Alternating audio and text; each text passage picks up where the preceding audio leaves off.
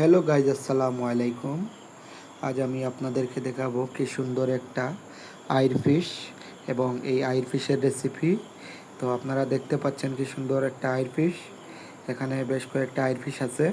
তো আমরা কিছুক্ষণের মধ্যে এই আইর ফিশটা কেটে নিলাম। কেটে নেওয়ার পরে কিছুক্ষণ ভিজিয়ে রাখেছি এবং আইর ফিশটা আমরা খুব সুন্দর করে রান্না করব।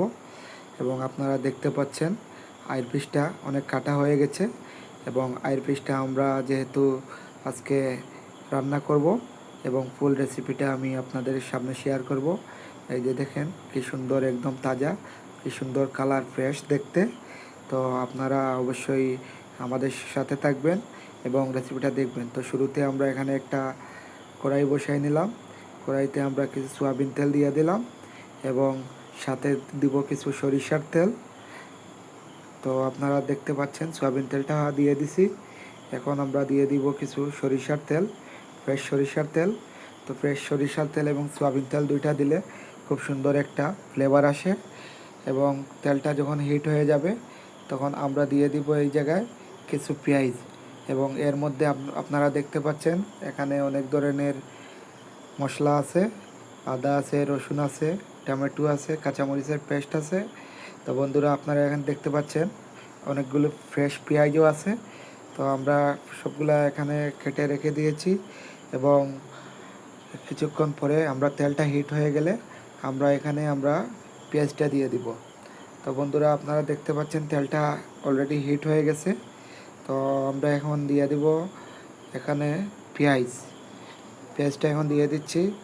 খুব সুন্দর একটা ফ্লেভার চলে আসছে। তেলটা খুব ভালোভাবে হিট করতে হবে, প্রায় 200 ডিগ্রি তেল হিট করতে হবে। হিট করার পরে এই পেঁয়াজটা ছেড়ে দিতে হবে। পেঁয়াজটা ছেড়ে দেওয়ার পরে কিছুক্ষণ নাড়াচাড়া করতে হবে। কিছুক্ষণ নাড়াচাড়া করার পরে আপনারা দেখতে পাচ্ছেন খুব সুন্দর এখানে একটা ফেনা আসছে। তো পেঁয়াজটা আমাদের মোটামুটি হয়ে যাচ্ছে। তো পেঁয়াজটা একদম সতে হয়ে গেছে। তেলের মধ্যে পেঁয়াজটা সতে হয়ে গেলে আমরা এই জায়গায় দিয়ে দেব হলুদ। হলুদ আগে দেওয়ার কারণ হচ্ছে হলুদে একটা স্মেল থাকে, এই স্মেলটা চলে যাবে। স্মেলটা তেলে এবং এই পেঁয়াজের মধ্যে দেওয়ার পরে আপনারা দেখতে পাচ্ছেন আমি দিয়ে দিচ্ছি এখানে জিরার গুঁড়া আছে এবং ধনিয়ার গুঁড়া আছে এবং মিষ্টি জিরা আছে। তিনটা এক জায়গায় মিক্স করে রেখে দিয়েছি। তো আপনারা দেখতে পাচ্ছেন সবগুলা দিয়ে দিলাম। তো এখন দিয়ে দিব আমি এখানে আদা রসুন। এখানে আদার পরিমাণ হচ্ছে মোটামুটি 40 গ্রামের মতো। রসুনের পরিমাণ আছে প্রায় 100 গ্রামের মতো। তো বন্ধুরা, আপনারা দেখতে পাচ্ছেন কি সুন্দর নাড়াচাড়া করতেছি এই জায়গায়। তো আমরা এখানে দিয়ে দিচ্ছি পানি। পানিটা দেওয়ার কারণ হচ্ছে মশলাটা যাতে পুড়ে না যায়। তো আমরা এখানে পানি দেওয়ার পরে কিছুক্ষণ কষিয়ে নিব।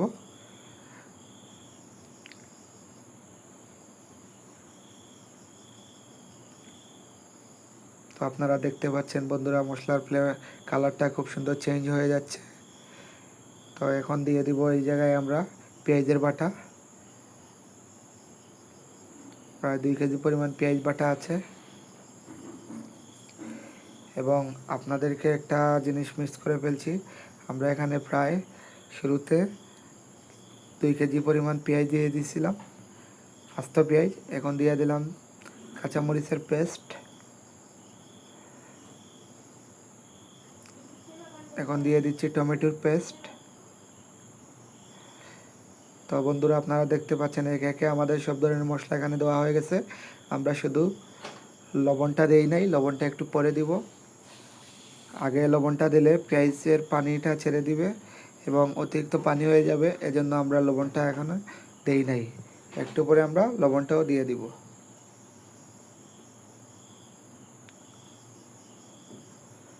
তো বন্ধুরা, দেখতে পাচ্ছেন এখানে আমরা লবণ দিয়ে দিলাম, প্রায় 200 গ্রামের মতো লবণ দিয়ে দিচ্ছি।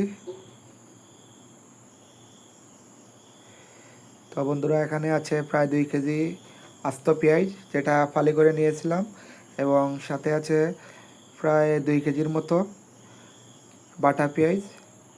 তারপরে হচ্ছে আদা আছে, রসুন আছে। তো এখানে দেখতে পাচ্ছেন আমরা এই মাছগুলা পরিষ্কার করে নিয়ে আসছি। এখানে দিয়ে দিলাম হলুদের গুঁড়া এবং সাথে দিয়ে দিলাম মরিচের গুঁড়া, 1 টেবিল চামচ হলুদের গুঁড়া, 1 টেবিল চামচ মরিচের গুঁড়া এবং সাথে দিয়ে দিলাম লবণ এবং দিয়ে দিলাম কিছু সরিষার তেল। এখন এই মাছটা ম্যারিনেশন করে রেখে দিব প্রায় 1 ঘন্টার মতো। আপনারা দেখতে পাচ্ছেন মাছটা ম্যারিনেশন হচ্ছে বন্ধুরা। আপনারা অপেক্ষা করুন, আমার ভিডিওটা অনেক লম্বা হবে, তারপরে দেখলে অনেক কিছু আপনারা শিখতে পারবেন।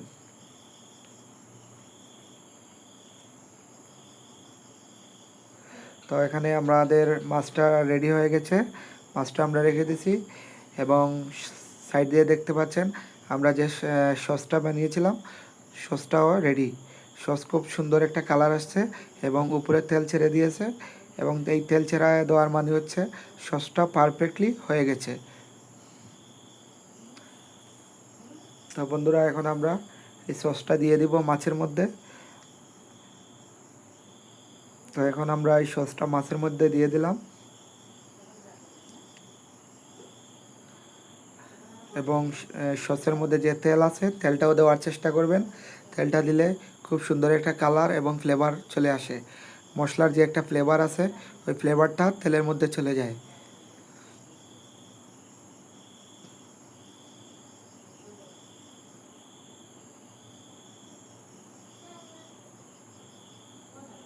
তো বন্ধুরা দেখতে পাচ্ছেন আমরা এখন মশলা দিয়ে দিলাম, একটু নাড়তে হবে, একটু মিলাইতে হবে। মিলানির পরে আমরা এটাতে পানি দিয়ে দেব। তো এ পর্যন্ত আপনারা অপেক্ষা করুন পানি দেওয়া পর্যন্ত। তো আপনারা দেখতে পারবেন খুব সুন্দর একটা রেসিপি। আমি যেহেতু এই ভিডিও করি না, আমি খুব নতুন, আমার কথাবার্তায় যদি কোনো ভুল হয় অবশ্যই ক্ষমা সুন্দর দৃষ্টিতে দেখবেন এবং যদি কিছু আপনার জানা থাকে অবশ্যই আমাকে শেয়ার করবেন। আমি চেষ্টা করব সেভাবে ভিডিও করার এবং সেভাবে রেসিপি দেওয়ার। তা বন্ধুরা দেখতে পাচ্ছেন মাছটা আমাদের অলরেডি মিলানো হয়ে গেছে।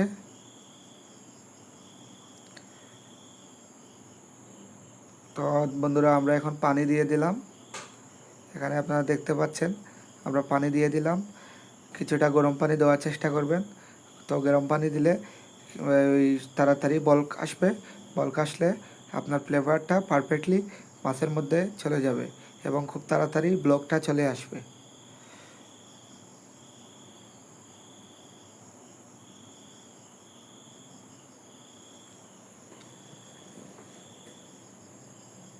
তো বন্ধুরা দেখতে পাচ্ছেন এখানে অন্য আরেক থালি মাছ আছে, সেই মাছ আবারও আমি ম্যারিনেশন করতেছি।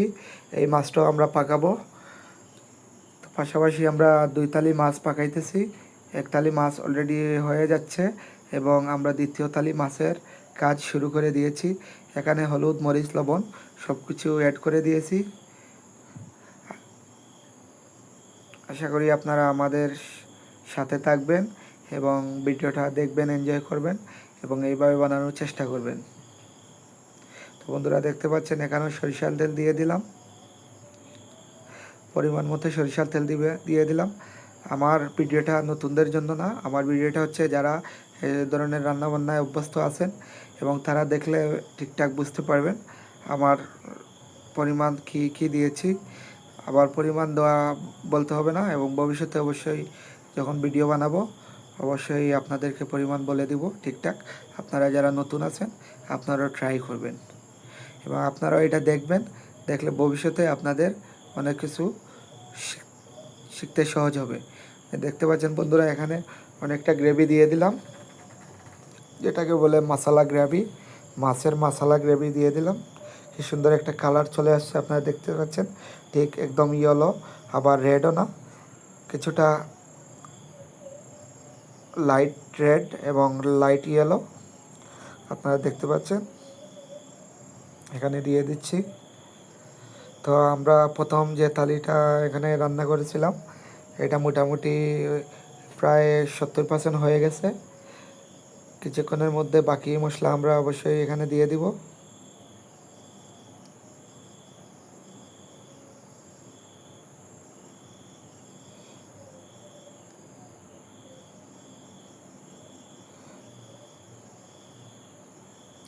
তো বন্ধুরা দেখতে পাচ্ছেন কি সুন্দর একটা কালার চলে আসছে। তো এখন আমরা দিয়ে দিচ্ছি এখানে ফ্রেশ ধনিয়া পাতা, একদম ফ্রেশ ধনিয়া পাতাটা অবশ্যই 2বার দেওয়ার চেষ্টা করবেন। প্রথমে একবার দিয়ে দিয়েছি কারণ এটা মশলার সাথে ম্যাশ হয়ে যাবে, একদম ফিনিশিং হয়ে যাবে এবং ফ্লেভারটা মশলার সাথে চলে যাবে। এবং চেষ্টা করবেন মাছটা বেশি জাল না দেওয়ার জন্য, বেশি জাল দিলে খুব তাড়াতাড়ি তিক হয়ে যাবে। তো তিক হলে মাছটা কাঁচা একটা ফ্লেভার ওইটা থেকে যাবে। চেষ্টা করবেন মাঝারি আছে রান্না করতে। বন্ধুরা দেখতে পাচ্ছেন কি সুন্দর একটা কালার চলে আসছে এবং শুরুতে আমি যে ধনিয়া পাতাগুলো দিয়েছিলাম এগুলা মেশ হয়ে গেছে, তারপরে আবারও দিয়ে দিয়েছি ধনিয়া পাতা। তো আপনারা দেখতে পাচ্ছেন কি সুন্দর একটা কালার এবং ক্রিমি একটা টাইপ চলে আসছে। গ্রেভিটা এতটা ঘনও না পাতলাও না। তো আপনারা দেখতে পাচ্ছেন কি সুন্দর, আমি কিন্তু অনেক সুন্দর একটা ফ্লেভার পাচ্ছি এখান থেকে। আমি কিন্তু এখানে কোনো ধরনের জিরা, শুরুতে জিরা দিয়েছিলাম, পরবর্তীতে কিন্তু জিরা টিরা দেই নাই।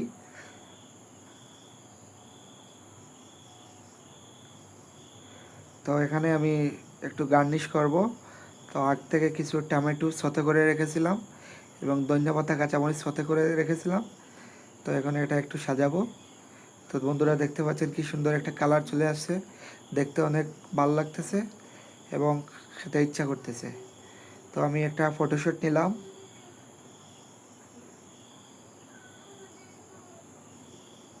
খুব সুন্দর একটা কালার চলে আসছে বন্ধুরা।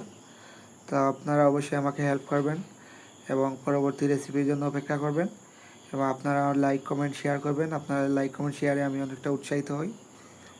ধন্যবাদ সবাইকে।